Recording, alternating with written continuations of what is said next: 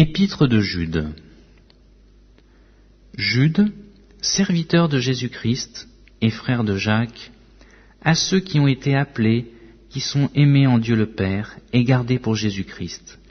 Que la miséricorde, la paix et la charité vous soient multipliées. Bien-aimés, comme je désirais vivement vous écrire au sujet de notre salut commun, je me suis senti obligé de le faire afin de vous exhorter à combattre pour la foi qui a été transmise aux saints une fois pour toutes, car il s'est glissé parmi vous certains hommes, dont la condamnation est écrite depuis longtemps, des impies qui changent la grâce de notre Dieu en dissolution et qui renient Dieu le seul souverain et notre Seigneur Jésus-Christ.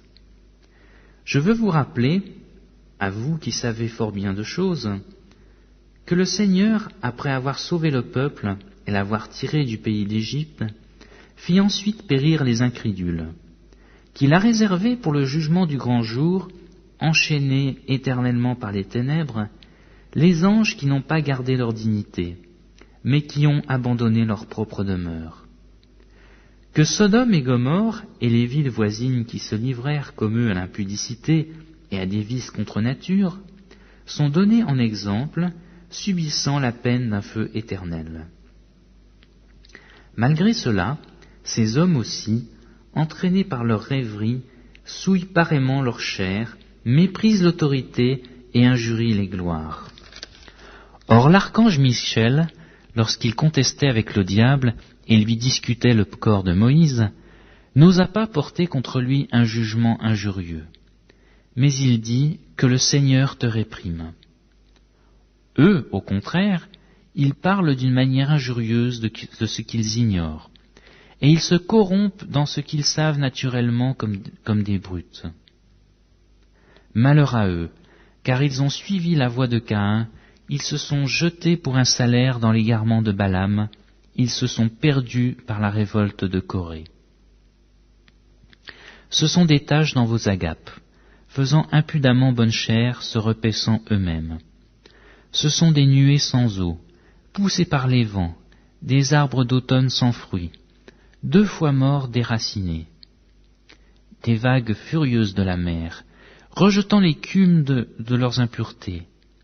Des astres errants, auxquels l'obscurité des ténèbres est réservée pour l'éternité. C'est aussi pour eux qu'Enoch, le 7e depuis Adam, a prophétisé en ces termes : « Voici, le Seigneur est venu avec ses saintes myriades pour exercer un jugement contre tous, et pour faire rendre compte à tous les impies parmi eux de tous les actes d'impiété qu'ils ont commis, et de toutes les paroles injurieuses qu'ils ont proférées contre lui des pécheurs impies. » Ce sont des gens qui murmurent, qui se plaignent de leur sort, qui marchent selon leur convoitise, qui ont à la bouche des paroles hautaines, qui admirent les personnes par motif d'intérêt. Mais vous, bien-aimés, souvenez-vous des choses annoncées d'avance par les apôtres de notre Seigneur Jésus-Christ. Ils vous disaient qu'au dernier temps, il y aurait des moqueurs, marchant selon leur convoitise impie. Ce sont ceux qui provoquent des divisions, hommes sensuels, n'ayant pas l'esprit. Pour vous, bien-aimés, vous édifiant vous-même sur votre très sainte foi, et priant par le Saint-Esprit, maintenez-vous dans l'amour de Dieu, en attendant la miséricorde de notre Seigneur Jésus-Christ pour la vie éternelle. Reprenez les uns, ceux qui contestent. Sauvez-en d'autres en les arrachant au haut du feu. Et pour d'autres encore, ayez une pitié mêlée de crainte, haïssant jusqu'à la tunique souillée par la chair.